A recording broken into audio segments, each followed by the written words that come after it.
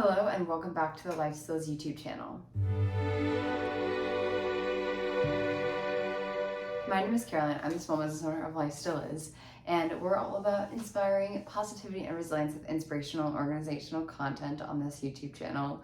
But over the past 5 months, it has taken every little bit of self-control I have to not turn into a book channel, because at this moment in my life, basically the only YouTube I watch is BookTube, and I spend most of my time reading. So for today only, actually I may do more book videos in the future, but today I will be doing a tier ranking video of the 80 plus books I have read so far this year.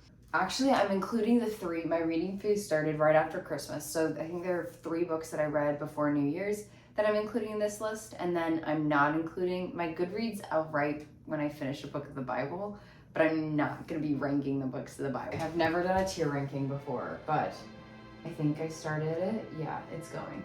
Okay, I've never done a tier ranking before, but I think I started it. Yeah, it's going. I don't know what the order that they put these in, like why it's the way it is, but I guess A Caribbean Mystery by Agatha Christie is going first.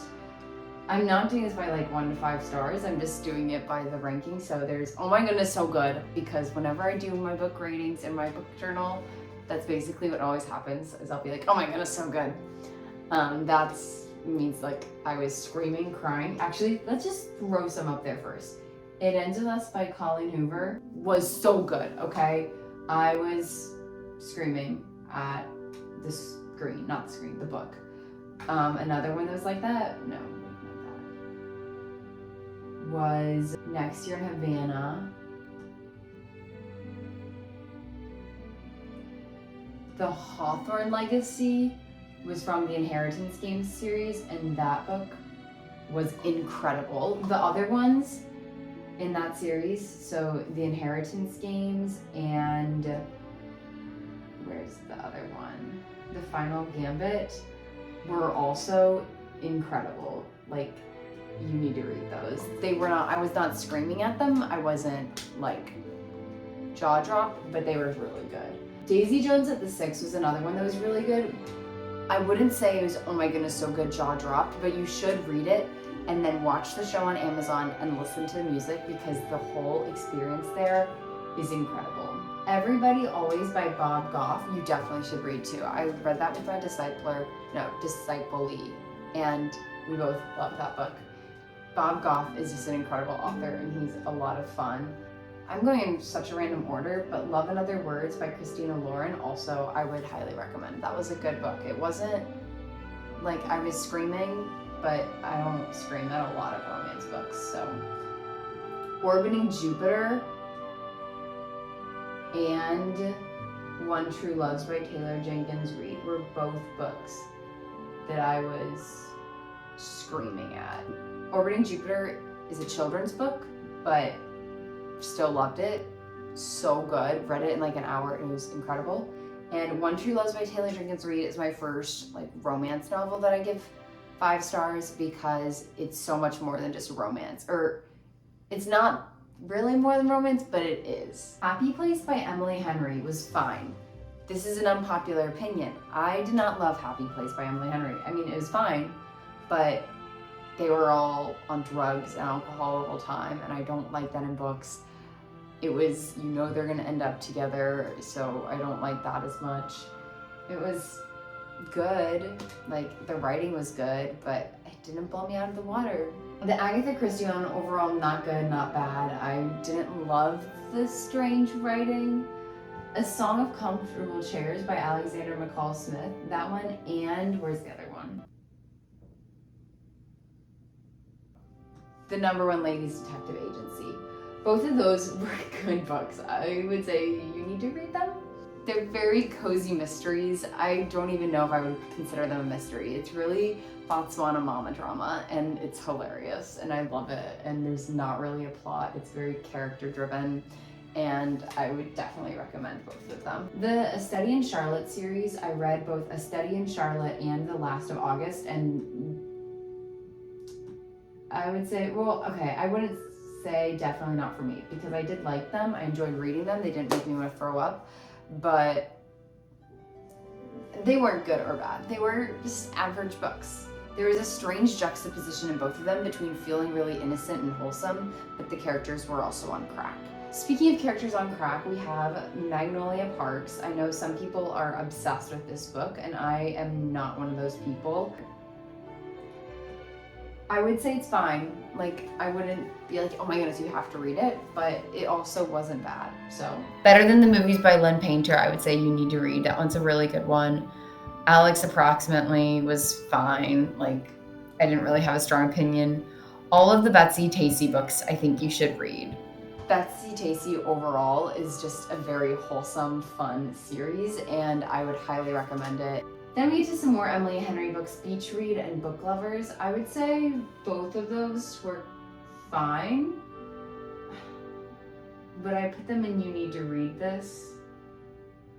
I'm gonna say yeah, because Emily Henry is kind of an icon. I can't remember which one of those I actually liked better. Like, they're very much the same tier, good books, but nothing too special. Okay, maybe I should put them in fine. I'm putting them in fine. By Bread Alone is another one that I'm gonna put in fine. I think is a really interesting book. That was a true story as a memoir, but I don't remember it that well.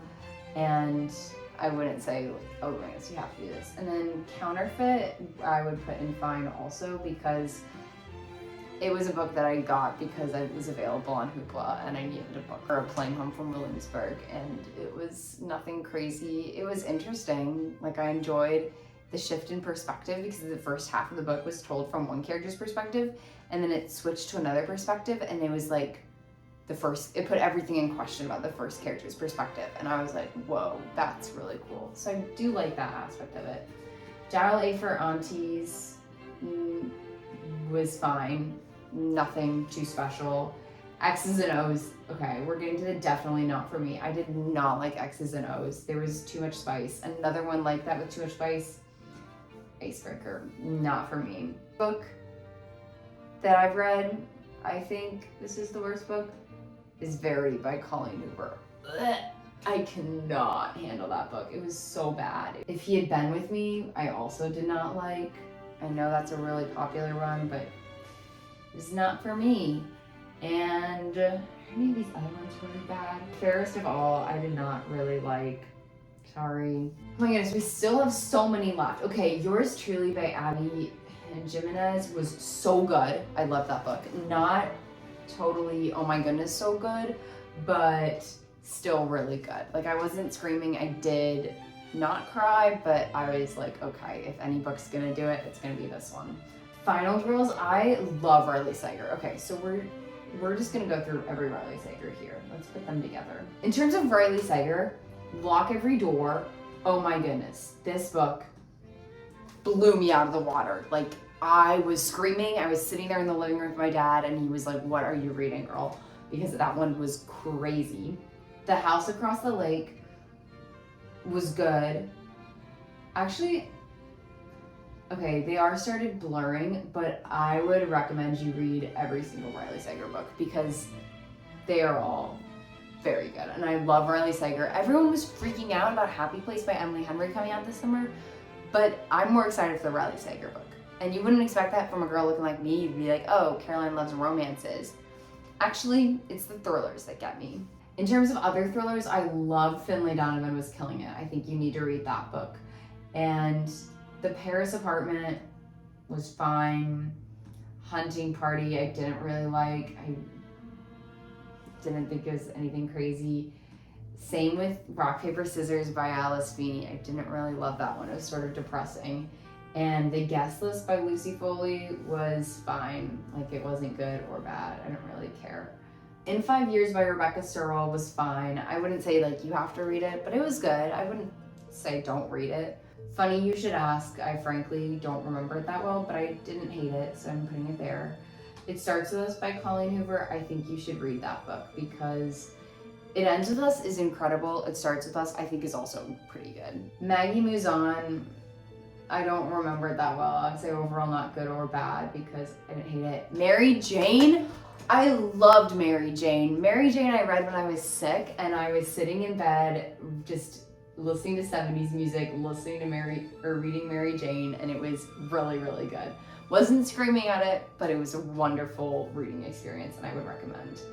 And then Meet Felicity. I'm just gonna put the children's books in fine, because I feel like if you read a children's book when you're not the child, it's not really anything crazy. It's the Penderwicks at Point Moet. Where is that one? I would say you need to read that, because that's a classic. It's the Penderwicks. How could you not? Walk Two Moons. I love that book so much. It's a little bit depressing, but it still is one of my favorite books of all time. I read this book. I loved it when I was in 5th grade, and so I'm gonna put it in this top tier with.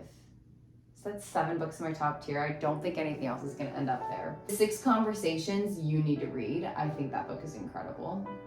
Another one that I think you need to read is Redeeming Love by Francine Rivers. I think that one, if you go into it thinking it's just any old love story, if that's what your relationship looks like, it's probably not healthy. But if you go into it with the metaphor of Jesus, it's really good. And the movies also would highly recommend. Meet Me at the Lake, I would say fine. It wasn't crazy, but it was good. I did really like that book. I did have a good reading experience. I enjoyed it, but it's pretty typical for a rom-com, and I'm pretty hard on rom-coms, I think, because that's what I read the most of, so they're not getting very highly rated. Forgot to do Mysterious Benedict Society when I did children's books. It was fine. I don't think it compares to the original Mysterious Benedict Society books, so I'm just putting it in fine. It wasn't anything crazy. The Misty Copeland book was also fine. I was expecting it to have a little bit more substance than it did, but that's fine. Love That's With the World was fine. There were some good quotes there that I really liked about it, but I didn't love it. We Left Cuba, I think you need to read. I just love any books about Cuba, and Cleeton is a great author. Screwtape Letters was fine. I was expecting more from this too, but it was good. And if you're Christian, I would say read it because it's a classic. Midnight Library was not for me. It wasn't like 0 stars. I think someone could really like it. So, okay, I'll put it in not good or bad.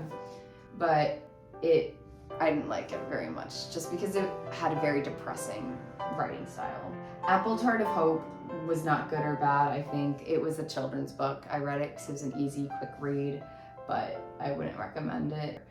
And Normal People with Sally Rooney was the same way. I don't remember it too well, but I remember it being written really depressingly, and so I would not really recommend it.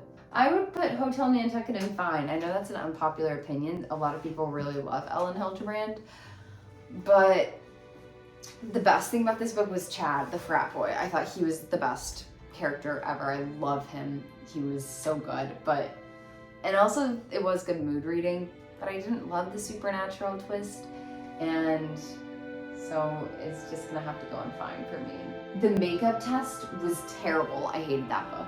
The Cheat Sheet by Sarah Adams, I kind of want to put this in the oh my goodness so good, but just because I didn't rate it 5 stars when I first read it, but I've thought about this book so much since reading it. I think just the ballet dancer football player romance is really cute, and so I would put that in my top 1 because it has a special place in my heart. I don't know if it's really like a 5-star quality book, but it was good. Okay, Reminders of Him was fine. The Match I thought was really cute. I would put that in. You need to read this because I enjoyed it. It was a good, wholesome romance. The Unhoneymooners, you need to read that. I think that was a good mood reading book for summer. The Bodyguard was also really cute. I would say read that one. This is like if I'm recommending books, I would recommend Things We Never Got Over. I think that one was really good. But Things We Hide from the Light, I did not like. It was not nearly. Things We Never Got Over was really witty and smart and fun. And was it a little bit steamy? Yes, and I didn't love that, but Things We Hide from the Light was, I feel like it was more steamy and not worth it. The No-Show I thought was cute. I would say read that one. I think the twist that was in the No-Show was really fun, and I appreciated it a lot. But then the rest of these, I would put When in Rome and You Need to Read This because I thought it was cute, but I also just love Sarah Adams. Practice Makes Perfect, I thought was cute, but they're kind of blurring together at this point, which I don't think is good. We Were Liars, not good or bad. I don't really have strong feelings about that one. Same with Today, Tonight, Tomorrow. I don't really have strong feelings about that one. And really the rest of these, I just don't have strong feelings about any of these. Sorry, Lynn Painter. Yeah, that's wraps it up, I think. If you take anything away from this video, if you are a reader, you need to read It Ends With Us by Colleen Hoover, Next Year in Havana by Cleeton, The Hawthorne Legacy, and the whole Inheritance Game series, Orbiting Jupiter, One True Loves, Lock Every Door, and Everything Else by Riley Sager, his whole backlist, Walk Two Moons, and The Cheat Sheet. Okay, that's 8 books that I'm screaming about them. They just all have a special place in my heart. But I'd also say Daisy Jones has a special place in my heart. Mary Jane has a really special place in my heart. Yours truly, The Match. Like, there's so many books that are good to read. And I don't know if I'll do another video like this at the end of the year, but that's what it is as of May 25th. I hope you enjoyed this video. If you did, make sure you follow us on Instagram at LifeStillIs. You subscribe to our YouTube channel. If you want us to post more book videos, please comment down below, because I've never done a book video like this. I've done like one book journaling video that I'll link, but other than that, I've not done a lot of book videos, or I've not done any book videos. So maybe I'll do more. I don't know. My reading obsession has not stopped in 5 months, so we'll see if it continues for the rest of the year. But I hope you enjoyed it, and I will see you in our next video.